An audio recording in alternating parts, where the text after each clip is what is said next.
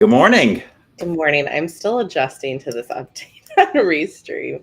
So I go and hit the button and it's like, wait, did you double check this? And I'm like, I know it is a lot. Well, happy October 1st. We have arrived. I know it's not the true first day of fall, but it always feels like October 1 in my mind is autumn is well, arrived. especially for you down there, it gets a little warmer up here. We've kind of been sliding into, I will say, I think it's still kind of warm. Like we've been low 70s. Okay. Okay. Like, real fall weather for me is like getting into the 60s, maybe high 50s, Same. like sliding in there. But there's a hint of coolness where it's like, yes, the Halloween decorations are out. I actually have one last thing to put out myself, and I definitely was playing a little Halloween music. I love it. Would you like Titans won, and Titans won the Monday Night Football 1-3, baby. AFC Championship. Here we come. We're still not allowed to talk about football in the house after the Bills on Sunday. I get it. Well, guys, this is not today in football. This is today in travel. We talk about all things in the travel industry. We're kind of heavy on the airline news today. There's a lot going on. We also talk about some cruise stuff as well and some credit card hacks at the very end. So make sure to stay tuned to the end for our tip of the day.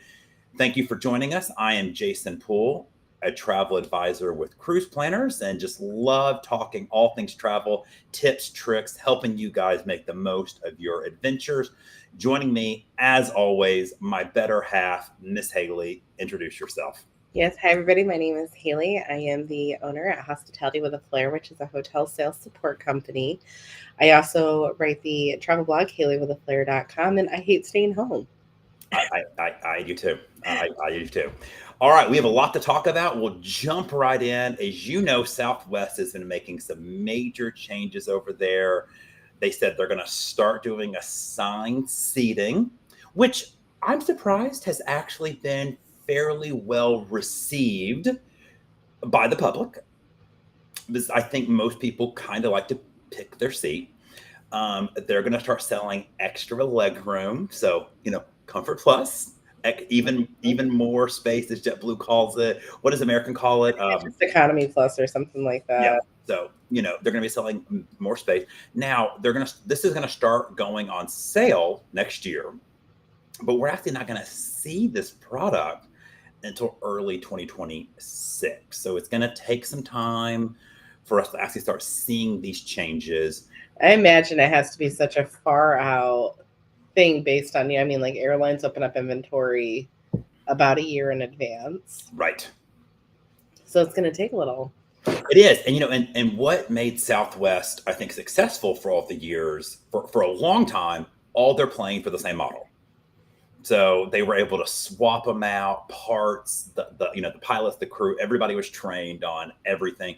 They've kind of gotten away with that as they've gotten larger. So, I mean, welcome to modern flying Southwest. They say the bags flying free is not going away. I will believe that when I see it. I could see a one free bag situation. So I kind of wonder, with all this being said, they've made incremental revenue on like the early bird check-in and whatnot. Yep. Other than the extended space, there's got to be more of that somewhere. So I'm There's curious to see where that build out is going to be. I agree, and this wasn't in the show, but Southwest also has said they want to start partnering with airlines, like international airlines.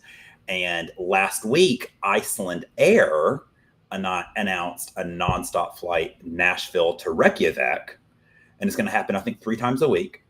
And Southwest has already said they want to partner with them to do some type of like code sharing, which makes total sense, right? Let's say you live in Montgomery, Alabama, you're close. You can do a flight to Nashville, which is a Southwest hub, have your bags transferred to Icelandic Air and off to Reykjavik. So I think that makes total sense for them. And I mean, you have to continue to grow and evolve. I mean, like I can't say last month now, just now in August, like we rolled out 2 new styles of service to just kind of meet the needs of what's going. You need to continue to grow and evolve, or you're going to get left behind. I agree 100%. So speaking of growing and evolving, SkyTeam, which is one of the airline alliances, that's the Delta, KLM, Air France, Virgin, Korean. They announced a new member of SkyTeam. No, not SAS, the Scandinavian airline we talked about a couple weeks ago. EuroStar, a train. I am so sad that I will not get my points back from last year riding the EuroStar. But I think this is so cool, though. I do too. I think this is going to be neat. We've already kind of seen this a little bit with some European airlines. I love the idea of being able to connect cities that, you have an option. Let's say you're flying, say you want to go to, I don't know, Naples or something, right? And maybe the flight's not great, flying to Rome, take a train. I don't even know if Eurostar has that route, but the stuff like that, I think makes.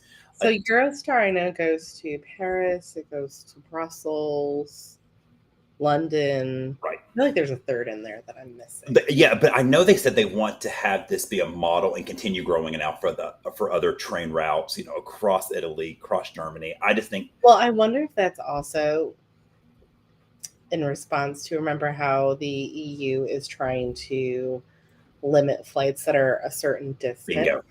Bingo. Yep, I agree. So they're really trying to limit flights that are really short distances where trains could be an option. Now, the only negative of this, if you have traveled to Europe with lots of luggage and you're flying, maybe you're on a cruise, you're in a hotel, and then you have some trains as part of your itinerary, as I have done, there's not a ton of space on these trains for luggage. No, and it is definitely hit or miss on the style of the train. Yes. And the route. I will say, I think I've had better size lux seating on French trains versus Italian trains. But I think I've only done French and German trains, I think. Oh, in London. I've done them in, obviously. I've done German too, and I mean, German's pretty close to French, but. Yeah. So I think this is great. We're going to hopefully start seeing some, more options, on the SkyTeam websites for itineraries. And if you're just booking it, I assume you'll be able to type in your preferred SkyTeam airline and earn miles. And maybe MQDs, because those are gold now. So I think this is fantastic. Now, speaking of miles, the airlines we always talk about they're always evolving. Sometimes these evolutions are not always in the consumer's interest. Which we always draw the line, like, you're a business owner, I'm a business owner. We're in this to make money. Yep. But I do try to at least pride myself in with trying to put as much as I can back into my team, my clients. I agree.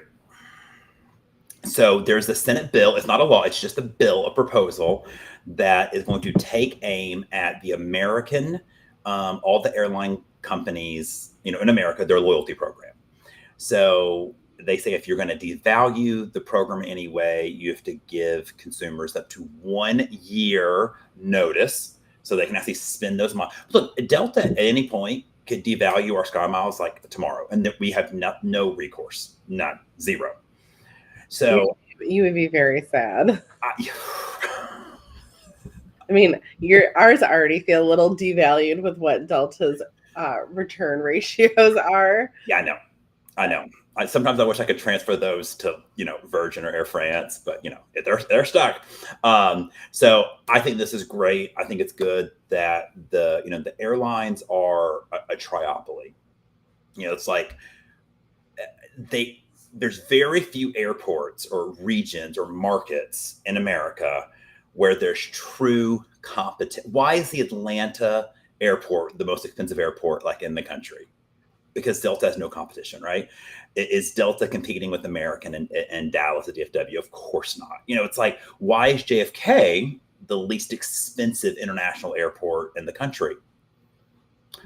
They're all there. I mean, Newark's around the corner, right? They're all there. So Newark, give that. And I mean, and now with Boston even evolving yeah. to what it is, it's like there's competition in the Northeast because I've done the trick, like, we've talked about on the show, like searching a hub to go over. And I just stopped throwing Atlanta I do too. as a hub option because it is just, it's so expensive. I mean, I'll look Detroit, I'll look Boston, I will look JFK. But JFK is almost always Boston sometimes. Now with Boston, some of those routes, they can be a good deal. So good news. I'm glad that the airlines are still being held accountable for their program. We already talked about a couple of weeks ago, Department of Transportation, where Secretary Buttigieg sent a letter saying, hey, we need full details for your loyalty program. So hopefully they will make good choices. So he's done, I think, a great job at holding them a bit more accountable. So I hope that continues in that realm because it needs to. So speaking of good choices, Air France is helping us into the modern era. This should have been the case 10 years ago, but they've announced from 2025 onwards, Air France is going to have, their words, ultra high speed connectivity service for a ground-like experience.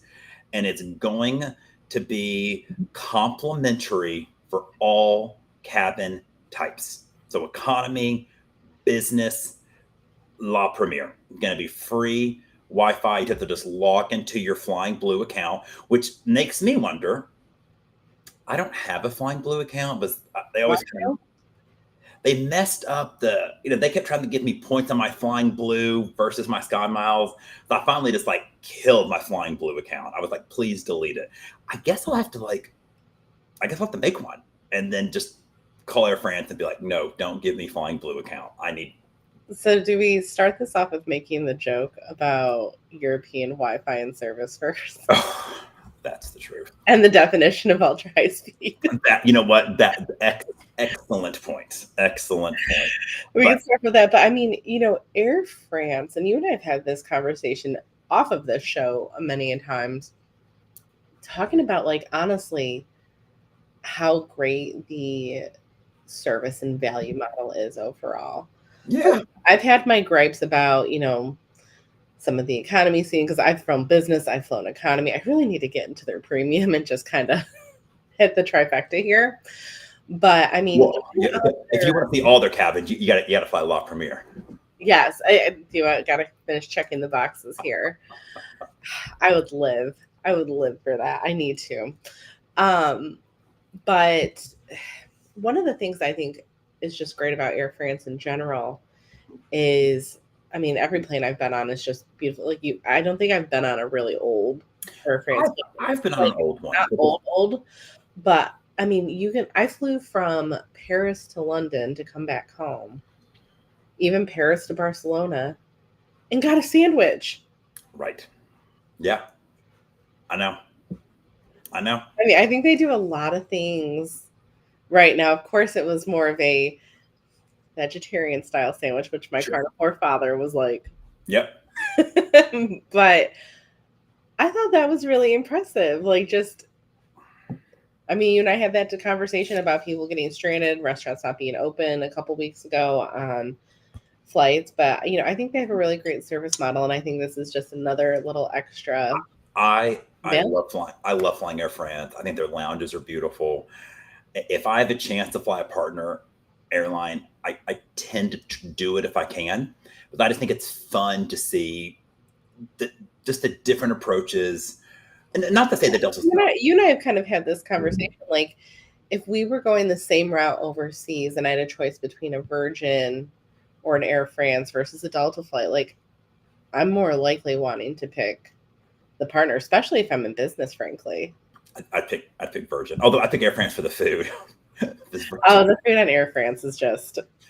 It is. Virgin food it's British food. Sorry for I love London. I love it, but the food, leaves a lot to be desired. So, finally, our one non-airline story of the day, and I want to get your opinion on this too, Haley, is so we've seen this trend in the travel industry. So we saw some tour operators last year announce some women-only tours. We've seen like On the Waterways do like the soulful journeys, talk about like Black history, Black culture, Black music. They've done some Jewish heritage tours as well and cruises. So Uniworld, which is a river cruise company, has just announced a 2025 women's only sailing. So as a man, I'm going to just stop talking and I'm going to let you jump in and tell me, what do you think about this? And do you think that's a neat idea? I love the idea of it because for so many, and I just saw another court issue about a women's only art club. That was just a big news taboo. And I think it's really great seeing women be able to get these spaces. And there's even, the kind of the joke of a Taylor Swift concert has just become this safe space for women, and as a woman, like even traveling on business, I can't tell you the amount of times I've been out at a bar and restaurant, a hotel lounge, and things get a little ick and a little gross. And I'm not saying that there aren't situations of woman on woman crime here, but being able to have a safe space, especially, being a foreign woman in in a different country, having something like that, I think is just really beneficial and gives a client a peace of mind. Cool. I think it's wonderful. It's over for sale. So if you're interested, give me a call. So that's the wrap on the news. The travel tip, Haley, this was one of your ideas. So why don't you tell us about it? So it is now live that Alaska Airlines has partnered on transfer with Hawaiian Air. Now, Hawaiian Air is a Amex transfer partner. It has been for a while, but the point situation never really is like that great of a deal. Like, I've always had a great deal like transferring to Air France KLM Flying Blue, Delta. Like I've had great experiences, but just the value kind of similar even with some of the Delta things. It's never been there. So now Alaska has put in this partnership and it is live. You can do this now. So if you transfer Hawaiian points from Amex, which is a 1-to-1 for now, it will transfer 1-to-1 to Alaska Air. So you can transfer your Hawaiian points to Alaska Air and you can book who with Alaska Air, JC? You can book any of the American One World partners. Yes. So there are options where you can book an American flight to London. Like I saw this in one example last night from, I think, LA for 55,000 Alaska miles in business. Wow. Cathay Pacific, same thing. And they're, so there's a lot of opportunities. I won't lie. I still need to play with it today. Okay. And I need to give myself an hour because I'm like, ooh, maybe I need to move some points over here because I have a nice huge stack of Amex points. Nice. Well, I think that is wonderful. Maybe one of these days I'll use some of my points instead of just hoard them. Hoarding them, I know. I would probably hoard more if I didn't have a family. But another thing to keep open about, since it is the first of the month, watching around the 1st and 15th of the month now is the time to go check your credit card, see what kind of promotions are being added. I haven't even had a second to do that yet.